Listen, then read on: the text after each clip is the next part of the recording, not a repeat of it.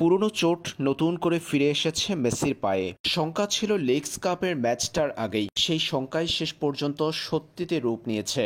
যে পেশির চোটের কারণে কদিন মাঠের বাহিরে ছিলেন আর্জেন্টাইন সুপারস্টার, সেই চোট তাকে আবারও মাঠের বাহিরে ছিটকে দিল। ম্যাচটির আগে দল থেকে আলাদা হয়ে অনুশীলন করছিলেন মেসি। ম্যাচের আগের দিন কোচ হাবিয়ার মাসচেরানো জানিয়েছেন, পেশির সেই চোটের কারণেই একটু অস্বস্তিতে আছেন আর্জেন্টাইন মহাতারকা। ম্যাচের আগে তার শারীরিক অবস্থা বুঝে সিদ্ধান্ত নেওয়া হবে।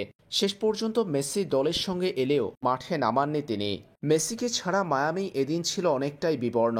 ম্যাচের 60% সময় বল ছিল টাইগার্সের কাছে, তবে কার্যকর আক্রমণে তারা ততটা পারদর্শিতা দেখাতে পারেনি। লুইস সুয়ারেজের 2 পেনাল্টিতে জয় পায় ইন্টার মায়ামি। ম্যাচে খেলতে পারেননি লিওনেল মেসি। পরে খেলতে না পারার কারণ হিসেবে আর্জেন্টাইন সুপারস্টারকে নিয়ে ইন্টার মায়ামি জানিয়েছে, পুরনো চোট নতুন করে দেখা দিয়েছে তার, যার ফলে এই ম্যাচে মাঠের বাইরে ছিলেন মেসি। ফিরতে আবারও কতদিন মাঠের বাইরে থাকতে হবে সে বিষয় সম্পর্কে সুনির্দিষ্ট তথ্য দেয়নি মায়ামি।